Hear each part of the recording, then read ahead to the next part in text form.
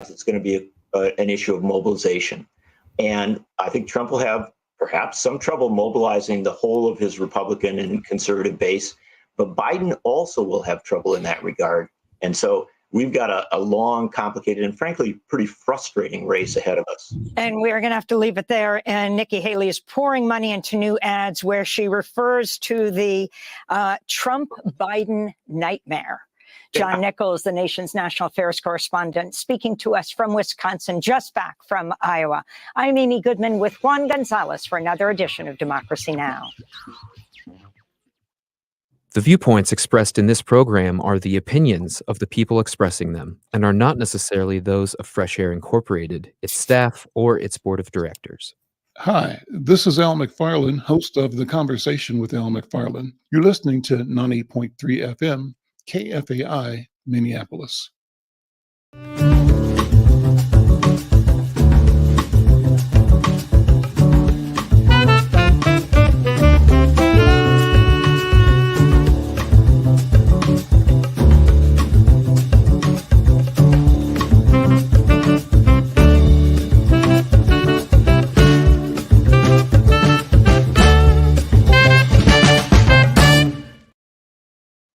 I'm Al McFarland. Welcome to The Conversation with Al McFarland. I'm glad to be here. Glad to have you along as well. This was the first show of The Conversation that's live since the beginning of the new year. So with that, I say to you here at KFAI and through our social media platforms, Happy New Year. I hope you had a wonderful holiday season. And I look forward, and I think you look forward as well, to an exciting and productive 2024. It'll be a challenging year on all fronts. I'm sure of that. So much is happening, and we want to jump into that today in a couple of particular areas that we think are of value. But of course, we want to also reflect on the importance of yesterday, January 15th, and our state's celebration of the life and the work, the meaning of the work of the Reverend Dr. Martin Luther King, and what we have to do, what we must do as community, as a state, as neighbors, to continue to focus on fulfilling the vision of respecting dignity, humanity, and potential for each and every human being. Well, with that, let me also invite you to support this program by sharing, liking, and subscribing. Subscribe to The Conversation with Al McFarland on YouTube, YouTube Insight News MN. Well, let me begin with my first guest today. I read last month about a strike or potential strike that was happening for Sun Country Airlines, and I invited Elaine Rishovd and her colleague. Elaine is a 29-year flight attendant of Sun Country Airlines, and she's currently the Teamsters chief steward and negotiator for the Sun Country flight attendant members. She's here with her colleague, Tanya DeVito. And Tanya says she spent over half of her life working as a flight attendant for Sun Country Airlines. In December, she says she completed 32 years of service. Tanya and Elaine, welcome to The Conversation. How are you both? Thank you, Al. Thank you for inviting us. We're good. How are you doing? I'm doing well. I'm bundled up because my heater isn't quite working. I'm waiting on the service guy from Centerpoint.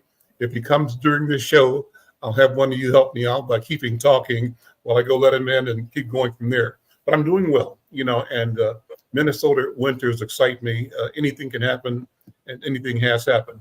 But let's talk about Sun Country. I want to say first, thank you both for what you do, for the profession that you represent, the service you provide to the customers of Sun Country. And I believe, because I have been and was a consistent and loyal and ongoing customer for Sun Country, traveling to Jamaica several times a year, from way back when you started Jamaica, Minneapolis. I used Sun Country for, I think, maybe New York a lot as well. So I've been a customer and a satisfied customer, and I appreciate the difficulty and the importance, the value of the work that you do as flight attendants. So Elaine, let me start with you. What are the issues on the table right now when I read the story, it caught my eye as a passenger. And my immediate thought is, these guys do important work. What's going on? That's why I called you. We are working under a 2014 contract. That 2014 contract was amendable in December of 2019. And we did start negotiations in the fall of 2019. And as we all know, business kind of halted because of the pandemic in 2020. So we stopped negotiations in March of 2020. We resumed those negotiations in October of 2021. And we have negotiated up through that time until we did bring our members a tentative agreement in May of 2023, which was voted down by an overwhelmingly 96%. And now we are in mediation. We have started our mediation, and our first session was in December. Our next session now will not be until February. And we're looking for a fair contract. Every time we have gone to the table, they have said, we know you've sacrificed for us. We will make it right this time. Well, they didn't even bother to say that this time, even though we saved them over $4 million during the pandemic. We took leaves. We were the labor group that took leaves for Sun Country and sacrificed for them. And we, like I said, over $4 million. Well, everything that we have done, we're looking to get back. We're at the lowest paid in the ultra low carriers. And we're just looking to be with them. Tanya, thank you for being here and for your work. And as I mentioned, you said in your notes that you've worked for over half of your life as a flight attendant for Sun Country Airlines. And in December, you completed 32 years of service. What does it mean to you to have been and to be a flight attendant for this company in particular? Well, I have seen lots of changes with this company. I've rolled with all the punches, the bankruptcies, the change in ownership, leadership, time and time again. And we have been promised all along, our pockets are shallow right now. We cannot take care of you. We're going to take care of you in the next contract. And we just heard it constantly. And now we're going to hold their feet to the fire. They have deep pockets. They are making record profits quarter after quarter. They can afford to do better, and they need to do better. What brought you into the industry, and how have you stayed in the industry so long? This is the personal side. Why is it that Tanya has been so committed to flying and serving as a flight attendant? It's the lifestyle, 100%. Once you start doing this, the thought of doing a Monday through Friday job, 9 to 5, it's just out of the question. It is. It's the ability to manipulate your schedule, to, you want to go on vacation, you can make it all happen. It's very flexible. Same question to you, Elaine. How have you come to spend a career, a lifetime really, in the industry? And what has been, the rewarding part of it? I think we're talking about the challenge right now as well, but it's the challenge, it's the reward that makes the challenge worthwhile, I think. You talk about that, if you will. I came into becoming a flight attendant as my second career. I was an operations officer for a Twin City helicopter and airplane operator. We operated all through the country, and they decided to close down, and it was like, I love aviation. So I went to Sun Country. My niece at that time had worked at Sun Country. So I went and applied, and wow, like Tanya said, it's not a Monday through Friday job. And I had the flexibility. But I think I'm going to back up. I think the biggest thing for me is my coworkers. I love my coworkers. And, you see some of those, comics about, yeah, you sit on the jump seat and you hear the life story of your coworker. But you know what? We get advice from our coworkers. We love our coworkers. We have a good time. And in that, we project that out to our passengers. I mean, because we do enjoy our job. So, we give them a good service, I think. I hope that they do think that we give them a good service. But I think that's why I stay in it. I mean, I enjoy it. And right now, I am now Chief Union Steward. I've made a commitment to my members, the flight attendant members, and I'm going to hopefully give them my best and negotiate a good contract for all of us so they know they can stay with Sun Country for years to come, and Sun Country will take care of them. That's what we're hoping. Well, listen, talking to you guys just reminds me that I wonder how you all feel with all the negative coverage of passenger misbehavior, because it's with social media now, you see so much of that.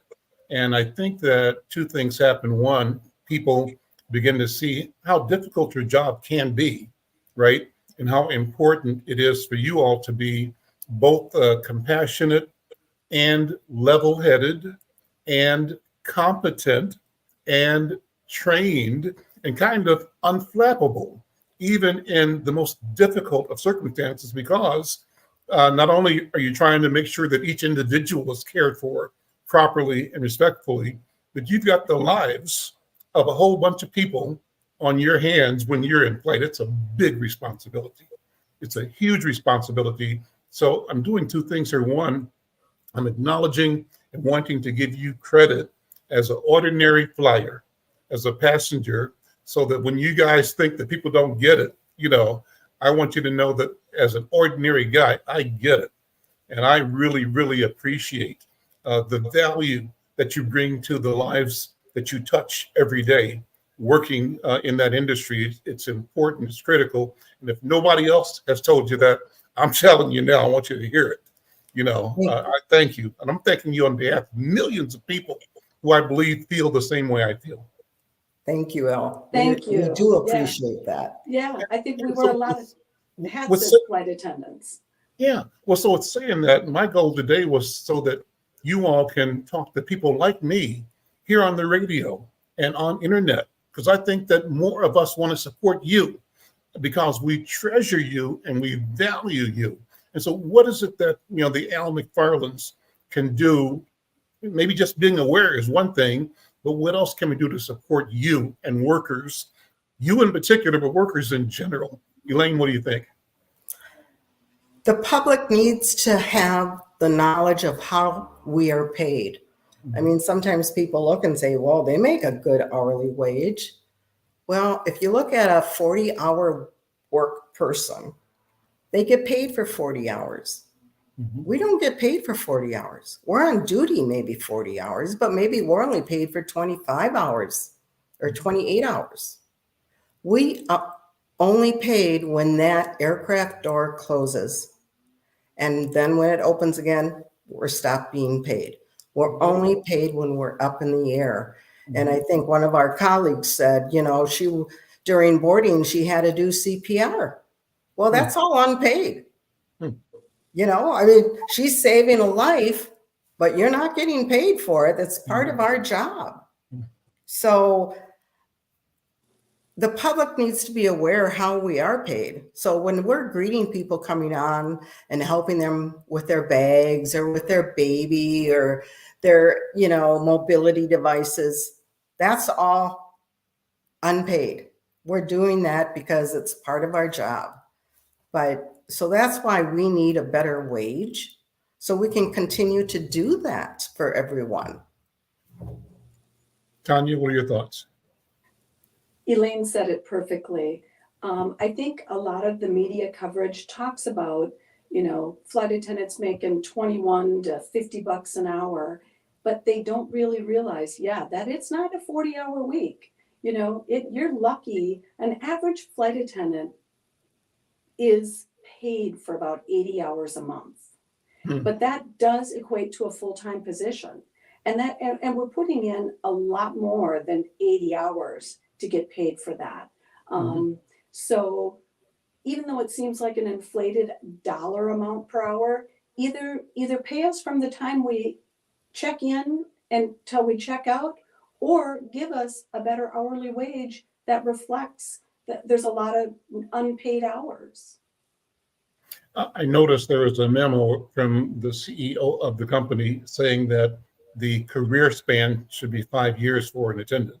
What's that about? I mean, to me, that sounds like it's fitting in and dog whistling to old stereotypes, right? Absolutely. About the benefit that a human being can bring to her or his workplace.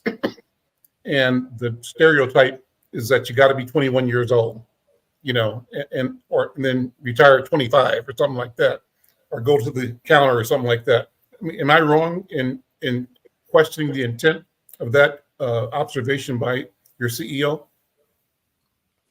I don't see it as an age thing for him. I see it as what he's paying out. He doesn't want you to be a senior person. Tommy and I are senior.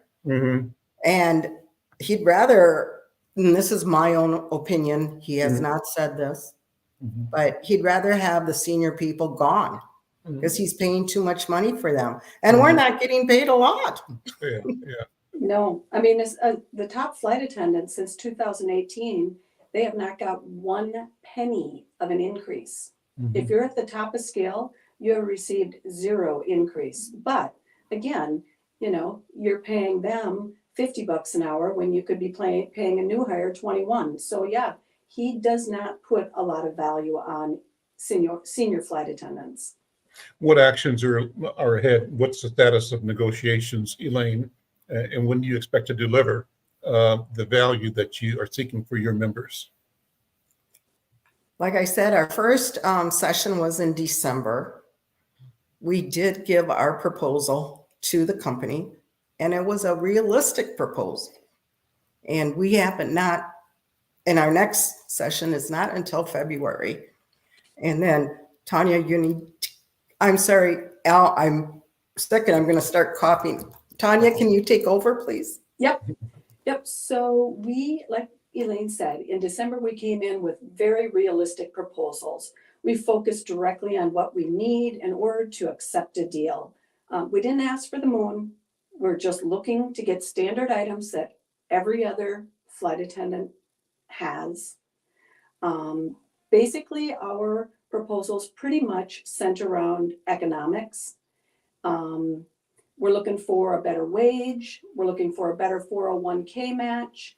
We do not get profit sharing, and we do not get a retirement pension at Sun Country. So, we're kind of on our own to save for retirement, and it makes it harder and harder when we are not negotiating in a timely manner. We depend on negotiating new contracts with new wage scales just to keep up with the cost of living. And typical flight attendant contract is 5 years. We've had 3 contracts since we unionized in 1999. Every one of them has doubled in duration just because the stall in negotiations. Okay. Well, listen, guys, thank you so much for being here. Again, is there anything that you want people to know or do to support you? Phone calls, letters, show up, travel, fly. What do you want your neighbors, our neighbors, to do to show their support to the flight attendants? If they could write the CEO and say that we deserve a contract, and we deserve a contract sooner rather than later. Elaine Rishovd, Tanya DeVito, thank you so much for being here. Elaine is the Chief Union Steward for the flight attendants at Sun Country, and Tanya DeVito, like Elaine, is a long-term person in the industry. You guys, thank you so very much, and keep us connected for finding out how things materialize in your favor and on behalf of your colleagues and the workers at Sun Country. Thank you so much. Thank you so much, Elle. Thank All you right. for having us. All right, Yes. take care. Take care. I'm Al McFarland. This is The Conversation with Al McFarland. As I promised, a great conversation. I'm so glad to have them on the show. And, I think I'm thinking aloud on behalf of all of you listening here on KFAI and all of you who are around the country, around the world through the social media networks that we're streaming to. But I think that we all have a sense of appreciation and respect for the people who serve us in the flight attendant space and other spaces like that. And I think that we all support them, and we want them to be treated with fairness and dignity and equity, and to have their value acknowledged and compensated properly. And as a passenger, that's what I want, is I want employees of the airplane to feel good about being there. And I don't want them to feel like it's a drag and that they are not respected, because that's not in my interest. My self-interest is in their joy and their fair compensation and their sense of both fulfillment and completion in doing the important work they do. If you feel the same way, think about it, talk to your friends about it, and call somebody up and say, you know what, we need to make sure that our friends, our sisters and brothers in your industry are getting a good deal. Well, let me move on and bring my next guest in today. And this is a person that I haven't met before, but I'm so excited to meet and talk about her important work. Deneal Trueblood Lynch is a playwright who says she wants to write about what she knows, and she's tapped into her lived experience and situations that some people would find very difficult to talk about. She says she uses universal trauma to create a platform where conversation and healing begin. She wrote a play. The play is called Secrets. She wrote it as a student at Metropolitan State University, and it won a playwriting contest with a workshop and a reading at Park Square Boss Theater in downtown St. Paul, I think. She says Secrets is my lived experience that tells the story of spiraling events that culminated in an assault, incarceration, and a redemption. Well, I could read more, but I'm going to ask her to talk and take it from there in presenting herself. Sister Deneal Trueblood Lynch, welcome to The Conversation with Al McFarland. Sister, Happy New Year to you as well. Thank How you. are you? I am well. Happy New Year's to you as well. Well, take it from where I left off. Talk about your life, your story, and how that is presented in this play that you've written. So, well, it all goes back to my childhood and dealing with a lot of traumatic things that took place, and how I carried that trauma with me. I hid that trauma, and I started seeing how hiding that trauma was affecting me growing into, myself, growing into a woman, dealing with society. I saw that there were a lot of roadblocks from these traumas, to the point to where, sometimes trauma follows you, and you gotta realize that it is a trauma, and you have to find, either community help, society help, or self-help. Well, some things came up, and that trauma resurfaced in my life, and I reacted. And through that reaction, it landed up in an assault. I was sentenced to prison time here in Minnesota. And while in prison, I had a lot of time, to think about just self, myself, self-healing, where am I going to take myself, afterwards? And I knew, being, an older, person, that I would, have to be contending with younger the younger people in society as far as jobs, as far as, where am I going? Because I could not continue doing what I was doing now that I had this, criminal background piece attached to me. Mm-hmm. And so I had been out of school for quite some time, 15, 20 years, and I said, I think I'm going to need to, go to school and try to, grab something so I can use as something to, start anew. Mm-hmm. And so I entered, I registered for school. I first went to Minneapolis College, transferred over to Metro State University. And it was there that I, during an elective class, the instructor was like, hey, where have you been? And my immediate response was, in prison. Does he And, know? Yeah, that same laugh you just did is the laugh that he gave me. He was like, "Ah," yeah. And so it pretty much worked it out. And he said, "No, you have a natural talent," And so then I got hit and bit with the theater bug, and I'm grateful that I did. So I went through, the required classes, graduated from Minneapolis College and Metro State with a AA, a BA, and theater.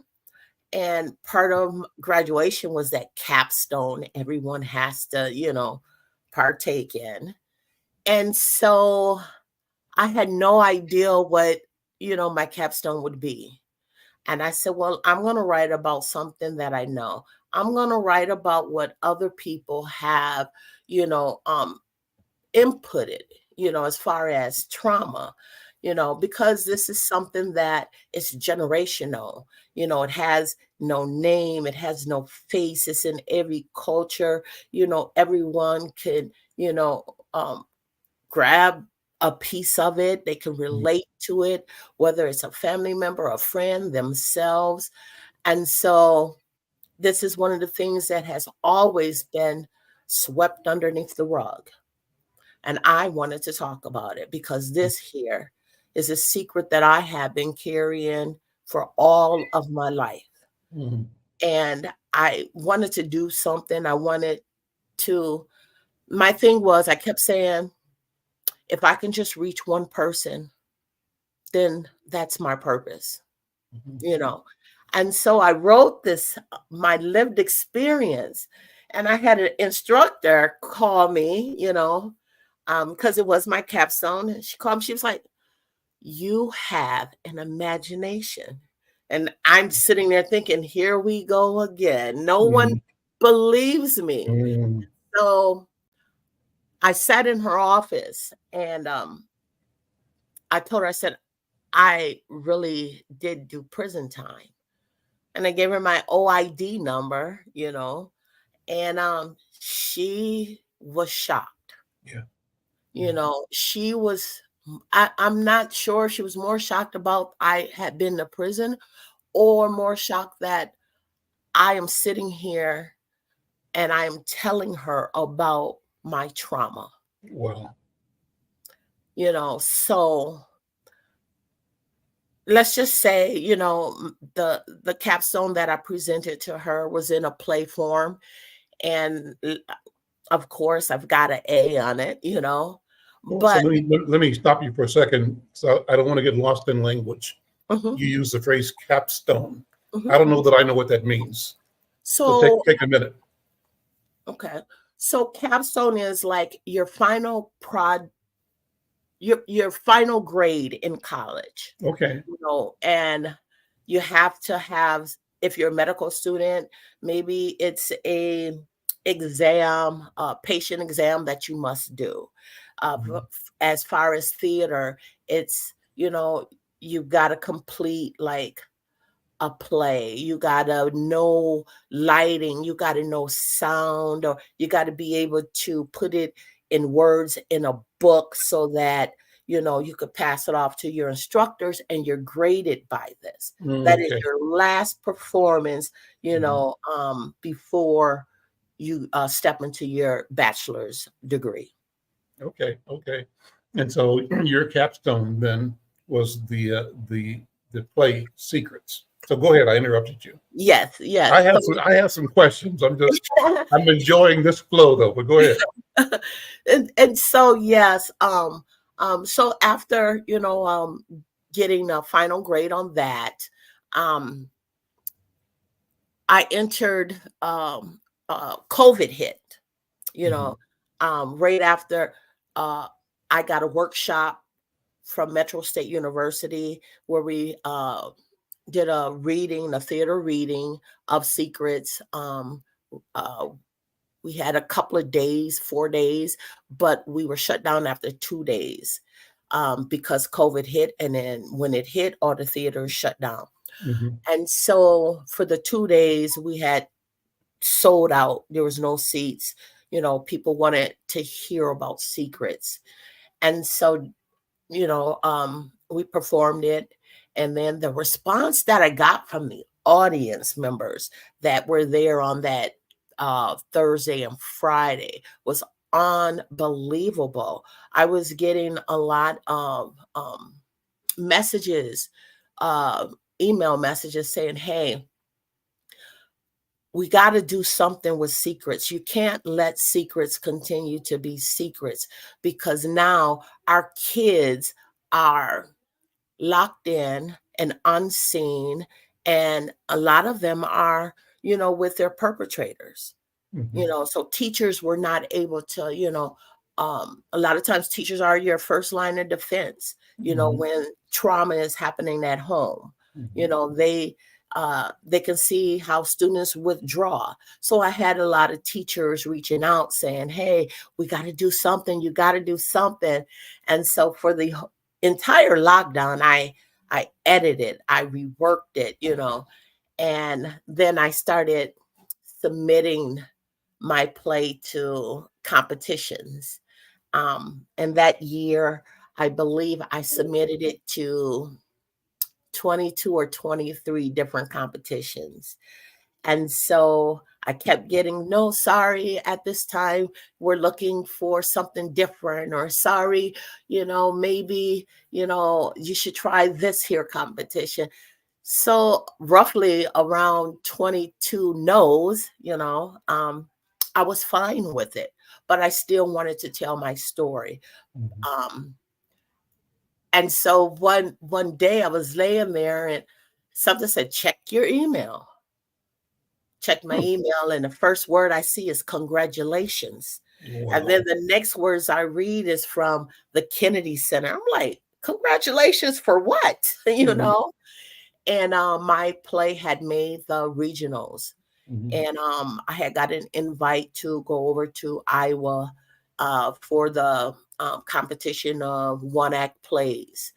And so excited, I got in touch with Metro State to see if they wanted to be a part of it, because you had to have had university affiliation. So I was glad they were on board. And so we went and took first place in the regionals of 2023. Wow. And yes, and got a invite to attend the nationals in Washington, D.C. But because of funding, we were not able to reach that level. But my play was sent in on a national level and was read by a university that had the means to make it to Washington. And so we took second seed in nationals as well. Congratulations. Thank you. Thank you. So yes, Secrets, I've gotten a lot of feedback. I did fundraise and I did present Secrets at the Capri Theater in North Minneapolis. North Minneapolis will always have, a spot in my heart for me. North Minneapolis is where my family migrated to when we moved to Minnesota. From where? From Louisiana. Okay. So there's a lot of roots, in North Minneapolis, a lot of trauma that I wanted to address, a lot of the childhood trauma that I know a lot of people, everywhere still, suffer from it. But I know a great deal of people in North Minneapolis that still holds onto those secrets.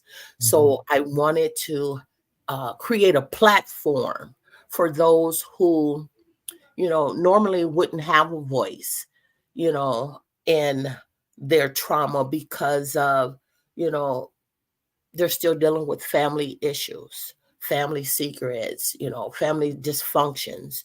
And so I presented there.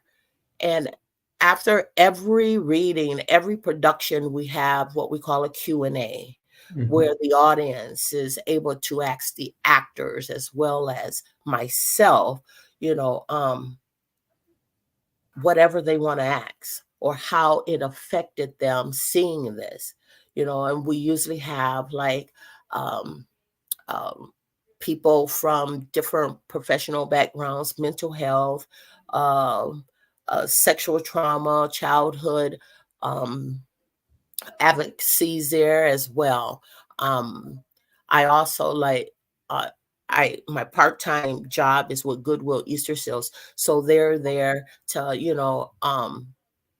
aid in that talking of incarceration and what comes next as well. So I have like people in the audience that, extend their professional services to the audience for questions that I or my cast, can ask or, would rather them, take part in. That sounds amazing.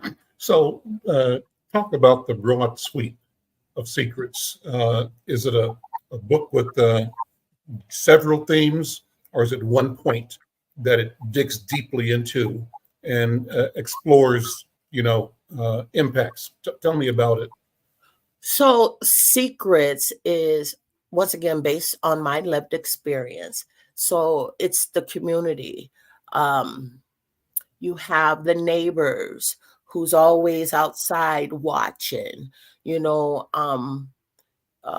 and just so happens that this here community was a community of people who have lived on this block, on this particular block, from anywhere from 10 years to 50 years. So you have the pastor who lives on the block, you have the guy who's always, been sweet on you living on the block.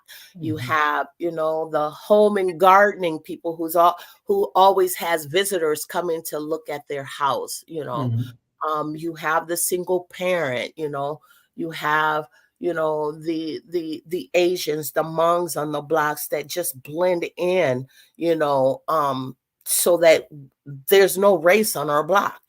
We all look out for each other.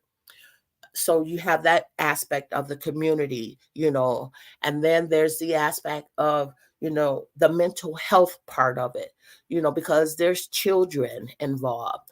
There's also that sexual trauma from the children, and that carries on from, the littlest people to the teenagers to the adults and how it affects them.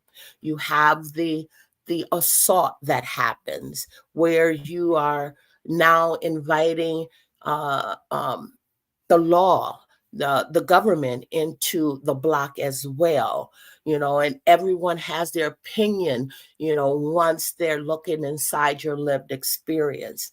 You have the piece of the court systems, there's mentions of the court system. There's a scene of the court system, as far as being a Black woman who's never been arrested and never had to enter into a courtroom, and the aspect of how she felt and what went on. You have the the family as well. There's pieces of the family's trauma tied into here, and then there's even pieces of like society, like the neighbors that are in this play. They give a piece of their secret as well, from the older to the younger. And one of the neighbors, she talks about mental health and how she's never dealt with mental health. She thought that was something that, the newer or the younger generation is now trying to entwine into, her ways, so she talks about that, there's like physical abuse from another neighbor, she tells her secrets, and these all of these things just tie into what trauma is, and no one wants to talk about it, and I want to be that person who starts that platform. Listen, thank you so much for being here. Thank you for having the courage to turn your experience into light, to illuminate the path for all of us, and to take away the stigma, the shame, right? Mhm. The sense of failure and the sense of cover up that our families and our neighbors and neighborhoods feel. So I applaud you for taking the position, for having discovered the gift of writing in you, and for your willingness to bring that gift forward in the form of this play. What else are you working on, number one? And when can people either buy or get a copy of or see a reading in the future? So I am in collaboration with Women's Press Magazine. They have an event April 13th. It's called, what is it called? Women's Press Badass Minnesotans. Okay. And yeah, and that event is April 13th. And I will be doing a just a small sample reading of secrets, and that will be, I'm pretty sure it will be announced again in their upcoming papers, newspaper reports as well. And that again is April 13th, and it's at the Uretanian Society over South Minneapolis.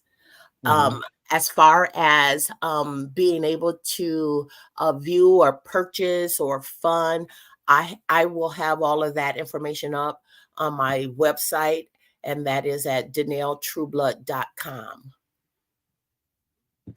Thank you so much. Thank you so much. Let me tell you, I want to invite you back for one of our Friday programs. We have a program on Friday that we call the Healing Circle. And it's, you might know Dr. Bravada Garrett Akinsanya, Dr. B. She's well known, but she's a therapist, and she and Dr. Oliver Williams, who is a social worker, and I invite people in to talk about mental health. And I'm sure we want to talk to you about mental health as well. Did you say Dr. B? Dr. B. We call her Dr. B, but her name is Dr. Bravada Garrett Akinsanya. I heard of her before, and while incarcerated, I was trying to send an invite out to her. You know,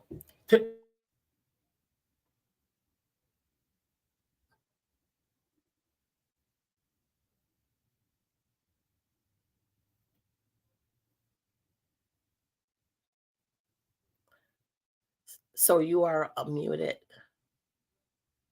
Thank you. Take a minute and go ahead and talk, Deneal. Go ahead. So yes, I tried to reach out to Dr. B while incarcerated. I was trying to get her out there for a Black History program that I was trying to set up at Shakopee, but I was never able to get in touch with anyone. And then it was a lot of people saying that they probably wouldn't do it because there was a lot of controversy with what the women were doing versus what the men were able to do while incarcerated.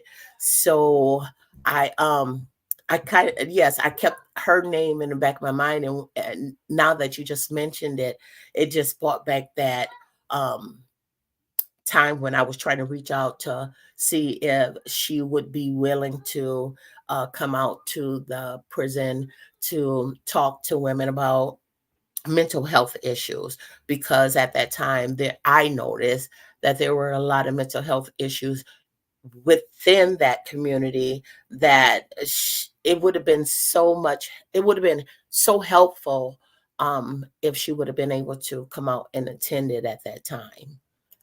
Deneal, thank you so much. We'll stay in You're touch. Okay, we'll make it Thank happen. you. Yes. I'm Al McFarland. This is the conversation with Al McFarland. As I promised, a robust conversation.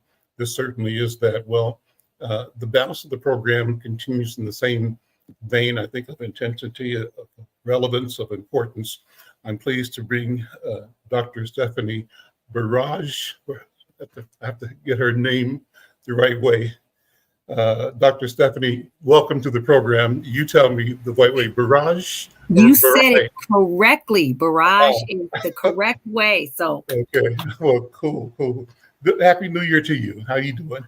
Happy New Year. How are you doing? I am really, really, really well. As we were speaking, the Center Point service guy came, so I'll be doing really well, hopefully in an hour or so. But that's Minnesota, right? It's Minnesota. I understand. That's right.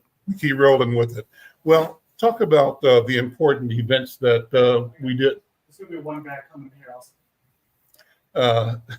We're talk about the important event with the state celebrating the life and work of Dr. Martin Luther King. You're in the governor's office. I am. You're the chief equity officer in our state. Talk about that as well. I will and can. So we'll start with Martin Luther King Jr. first. So I was very fortunate that my office started to work with the Council for the Martin Luther King Jr. program. This is 38 years here for the state, which is great. And so when the council met, we actually started to have conversations around what did we want to do to be different, how do we want to grow this? I mean, this is always to be able to celebrate, let's be honest, Dr. Martin Luther King Jr. Is huge just in and of itself. But we always want to make sure that we're meeting our community right where they are and in this moment in space and time. And so the council came forward and said, we're going to do something. We'd like to do some things a little differently. And we decided that we were going to add days to the event. So we actually started on Thursday with the first annual Achieve the Dream conference. And it was amazing. We had Dr. Yeruhu Williams, who was our keynote speaker. He was amazing. And he does a lot of research on Dr. King. He's actually on the History Channel. He's many different areas of work. And then we actually had a panel that was awesome. And that panel was made up of people from U.S. Bank. We had people from U.S. Bank. We had people from many different spaces. We had Children's, James Burrows was the moderator from Children's. He did a phenomenal job. So it was just awesome. We had, then the next day, people from Best Buy. It literally was just quite a few people. We had Dr. Angela Springer. She's the Senior Diversity Officer for the Carlson School of Management. We had John Hardy with Best Buy. We had Tiffany Daniels. She's with the Managing Director for the Minnesota Business Coalition for Racial Equity. We had Bukata Hayes, the Vice President and Chief Equity Officer for Blue Cross Blue Shield. So right there, we did, and Reba Domaninsky, who was the Chief Social Responsibility Officer and President for U.S. Bank Foundation. So it was right there. It was just amazing. Then we moved into the next day because I am an educator. I have been a teacher, principal, superintendent, you name it, deputy commissioner for the state of Minnesota. And I don't do anything without touching to the kids, period, like without working with our students. So then on Friday, we had a youth summit. We had students from across the state, and we had two sites. One was at the Science Museum, and then the second site was at 3M Innovation Center. And it was, again, the kids came in, they worked around STEM. They had other corporate sponsors or people that were there to help them and to talk to them about what does the field of STEM look like. And STEM is science, technology, so all that. And we wanted to make sure that they had connections, and they did. It was amazing. And then on Saturday, we had the career fair. Now, I got my numbers back, and I am so happy because our career fair we had 1,177 job seekers, and we had about 235 people that signed up the day of. Okay. So one of the largest that we had, because we have over 650 jobs across the state, and we want to make sure that people have access to the jobs. So we have every state agency that was there with people to actually talk to them about the jobs, what the jobs look like, what do they need. And, this is a big deal because the governor had signed into executive order that in many of the jobs, you no longer need a 4-year degree. And so this was helping to increase the level of jobs for people within our state. So that was, great. And we had people at the door waiting to get in.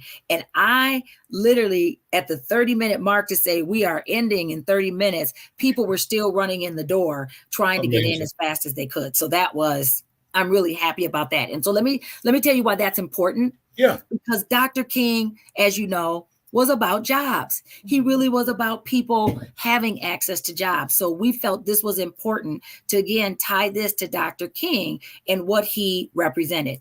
And so then we moved to Sunday. Well, Saturday, we also have a day of service.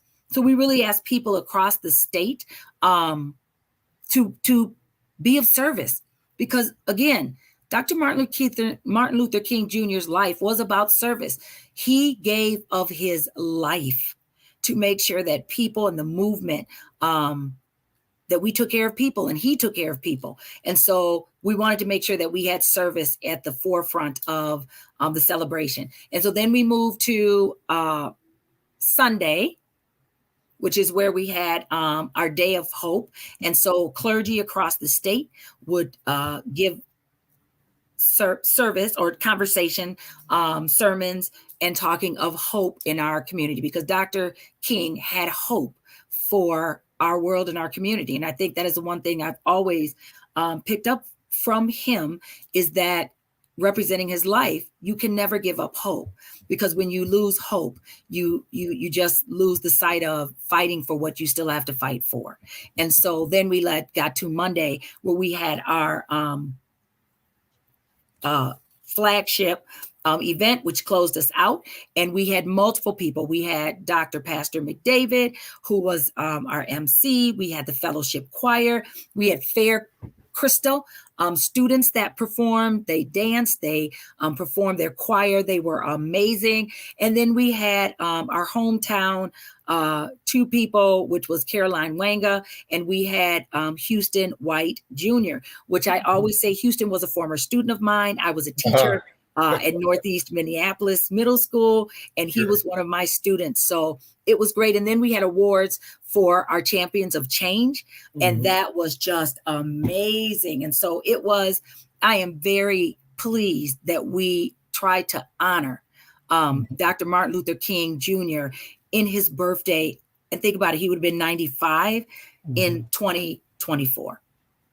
Well, let me just ask you to sit on this whole question of why it's so important that we do this. Because I think it's critical. And sometimes people will get cynical or get jaded or get, tired. And they say, like it's not important, but it is important. Talk about Dr. Barrage. Let me tell you what was probably, and there were, let me also say this, and this is why it is important. So we also had Dallas Downey, who was one of the moderators with me for the fireside chat with Caroline Wanga and Houston White. So this is important. So this was a multi-generational stage. We've got a 16-year-old who's doing major community work in the community. You have as I said, Houston was my student, so I'm going to date myself a little bit. You have Caroline Wanga, who is there. So we've got a multi-generational group that's there. This is what Houston said when we were talking about why the dream is so important. He said when he was a kid, this is a quote from him. He said, I would stay up at night. He said, and actually it stressed me because I am hearing about Dr. Martin Luther King. And what I have to process is, here's a man who was fighting for us, but yet and still he is assassinated. He said, so I would stay up at night. He said, and really it was a struggle, because then when you get to the day of his birthday and to celebrate, he said, really, when you have to manage, here is someone that we are celebrating, but yet and still this man was assassinated for his beliefs and fighting for other people. When Houston said that, I literally went, this is why it is so important, because he said as he managed that as a young man, it wasn't until he became an adult that he really started to move into and understand. And I'm not going to say just understand, but to really celebrate. Because I'm going to use this comment. When we live as a child, we understand as a child. But it is when we become an adult and when we become a man or a woman that we put away childish things and we start to understand what we really are called to work within. And so that to me was I am so grateful and thankful that we still celebrate Dr. Martin Luther King Jr. even today, and why it is so important, because there may be things that we process as a child, but it still works with us as we go into an adulthood, and what the meaning of it is to us as we still grow in this space. So it cannot stop. It has to continue so that we also prepare the next generation to understand how important it is. And that's one of the comments that Dr. Yeru Williams made, that people talk about history repeating itself, but it's not about it repeating itself. It's the echo. It's the echo. And we have to make sure that people understand the echo of space. I had a chance to see Dr. King in the airport in Atlanta on, I think it must have been April, I forgot which day it was. I was leaving Jacksonville with a layover to see my buddies at Morehouse, where I had gone to school. All right. Coming back to see you, Minnesota. HBCU. And he was on his way to Memphis. And I didn't want to speak to him at first, though I had marched with him earlier. But by this time, I'd gotten involved indirectly as a student at SNCC, and militant, active, and I questioned the value of his message of peace. But I said, let me not be stupid and go say hi to Dr. King. And I did. He didn't know me from anybody. I'm just a kid, 19 or 18, 17 years old. And he was just very gracious and healing in his word and his demeanor. And I just remember that he was on his way to his death, and that had an impact on me. Let me do this. I want to invite you back because I want to keep following the important work that you're doing. I think you and the governor and the lieutenant governor and the cabinet are doing phenomenal things. And I want to make sure that the platforms that I have are fully activated in support of creating the vision of an inclusive state that you all are committed to. Before I close, I want to bring back Tanya DeVito and Elaine Rishovd just to have a final thought. And we do this a lot just to bring the message forward. Tanya and Elaine, again, thank you guys for being here. And as you've listened to Dr. Stephanie and reflecting what you're doing now, any final thoughts on today's program? Tanya, I'll go with you first. It's awesome. Awesome. You are totally awesome. Elaine, comments. How do we tie your work together and this information? I wanted to clarify something when you said in the beginning, Al, is about a strike. And we are governed by the Railway Labor Act. And there is many steps to go before we even get to a strike. The first step is mediation, which we are in. If that breaks down, the mediator feels that we cannot continue, they can release us. And then we have to ask permission from the National Mediation Board. So that this is a long process. So I don't want to alarm the public that we are on the verge of a strike, because we're not. Well, thank you for coming back to clarify that. We want people to be clear. And we still want people to support you, to know what the issues are, and to support you as valuable contributors to community. Well, Dr. Stephanie, Elaine, Tanya, and our previous guest, she's gone, I believe. But thank all of you for being here. And thank you here at KFAI and you on social media for listening. We'll see you next time. I'm Al McFarland. Bye-bye. Thank you. Bye-bye. Thank you.